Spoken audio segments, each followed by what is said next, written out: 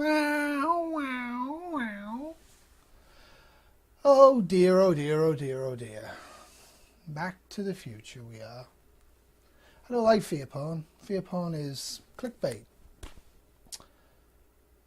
Panhandle Prepper did a video tonight which is not fear porn, and I'm going to do a video as well. And mine might stray into fear porn. I'm not doing it to get clicks or subs. I'm doing it because I'm really bothered about something.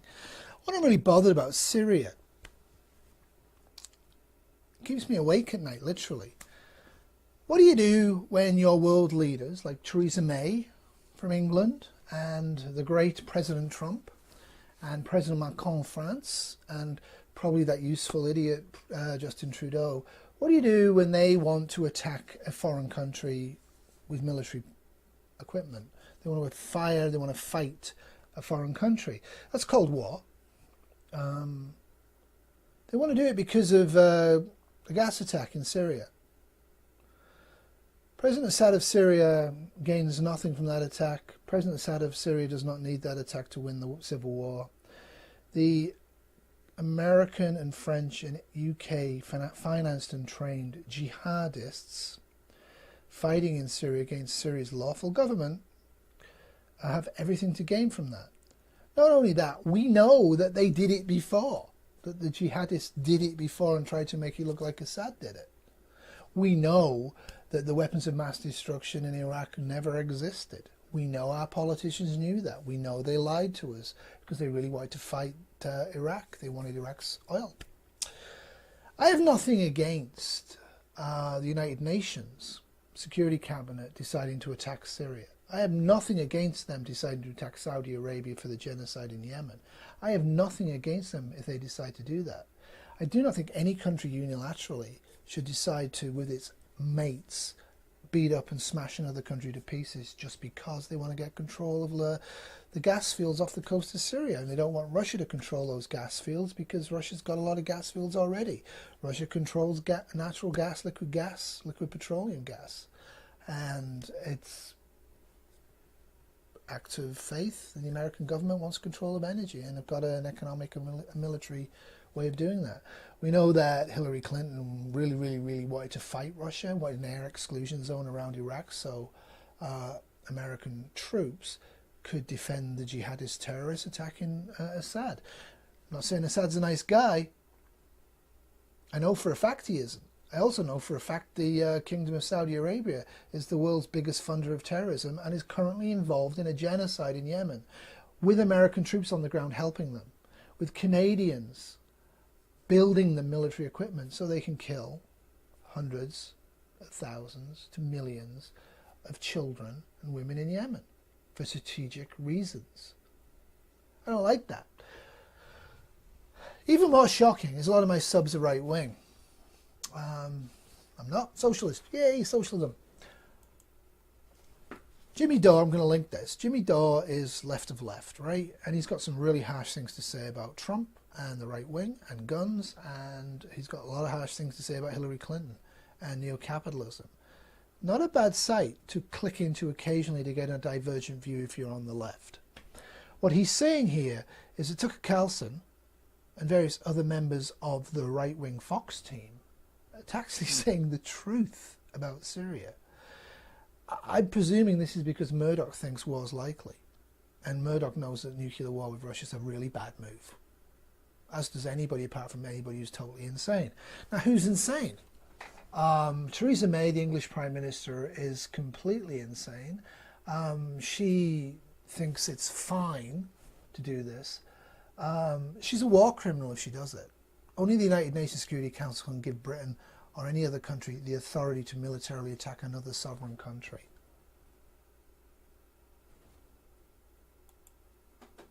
Trump apparently is now buying the Kool-Aid. Rather than moving closer politically and economically with Russia, which would be a great move to shore up American interests against China, he's following into the Hillary Clinton line. Russia bad, Russia evil. NATO's been pushing and pushing and pushing closer and closer to Russia despite the promises that we wouldn't do that. We're now economically sanctioning them. That doesn't work well. It does not do well to economically sanction a nuclear power. Sure, Russia invaded Afghanistan in 1980, and we almost went to nuclear war over that. I remember that very clearly. Gold went through the roof, by the way, you gold bugs. And so did we. We then later on invaded Afghanistan as well. It's interesting. But so what? Well, the so what of this is you are a prepper. Or you're interested in emergency preparedness. The first thing you need to do before you get a bug-out bag or an inch bag or a big ferro rod is you need to be putting cash aside on a frequent basis, preferably in low denomination notes. It's a Canadian $5 worth about 20 cents American, $10 note, and some 500s, 50s.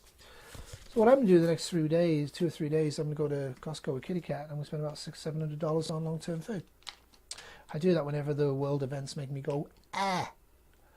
Last time was last year during the Ukraine issue, when Canadian and British forces were massing on Russia's border because Russia took control of the Crimea and brought their 95% of that population back into Russia and protected their only Black Sea seaport. There's absolutely no way America would have allowed its only seaport to fall into Russian hands. Vice versa is true as well. But logic is not running rife right now. So yeah, I'm going to buy some long-term food. Now, if you've only got $6 or $7 to spare extra this week, go and buy $6 or $7 worth of extra food. Why not? I'm going to use mine in about 10 years when I've retired to supplement my retirement income. Food doesn't get wasted. Some of it might, but it makes me feel good. It's something I can positively do in case of war. The other thing I can positively do is make sure I have a lot of trash bags. If things start to heat up, if American planes start being blown out of the sky by Russians, if Iranian troops are being hit and Iran moves into Israel to prevent that happening, I'll start to construct a fallout shelter in this basement. If things get even worse, I will start to use the upstairs as part of that fallout shelter. I will lay on extra supplies of water in the house. I will do positive things that I can do to try and protect myself from nuclear war, because I don't believe that you can just die in a nuclear war and that's the logical response. I believe you need to do things to protect yourself. If you don't have this book, order it. It is available online. Get a PDF file, look at it. It's a little old, but it's full of very useful information about how to actually shelter in place. If you can shelter in place for 3 months, that's a great move. If you can only shelter in place for 10 days, that's better than not. And this means being underground with as much soil and books and dirt and water and hopefully metal and concrete between you and the outside for as long as possible, the better off you'll be. Take some positive actions in regards to world events. This is incredibly unstable and incredibly dangerous. There is absolutely no way we should be doing this without United Nations agreement. If China and Russia are on board with this, then yeah, fine. If they're not, that's a bad move. There are Russian troops on the ground in Syria. We are planning to hit them and kill them. This is not going to end well. Putin did not joke, he did not lie when he said that that would be looked upon as a military attack and Russia would respond. He wasn't kidding. We don't know who did the chemical attack. We know the last one was done by the jihadists that we pay for and we trained and then come over here and chop our heads off. We know that. We also know that we do not know who is actually in charge of the chemical attack. And if it was Assad, it's his country and his people, and the United Nations Security Council should be the ones defending it. I'm not squeaking apologies here for Assad. He's an evil man.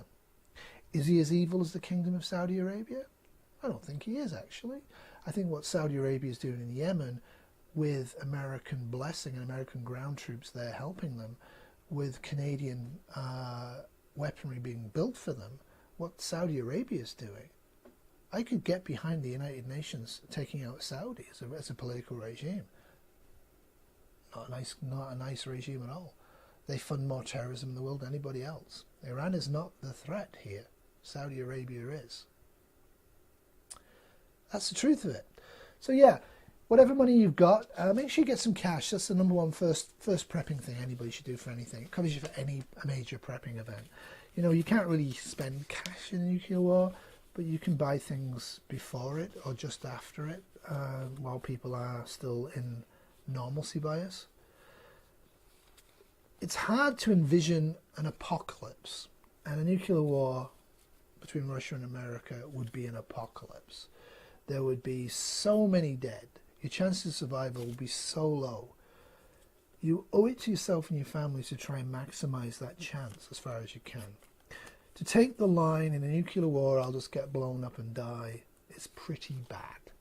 Chances are you might not. Chances are you might get radiation poisoning and suffer horrifically before you die. Think about that.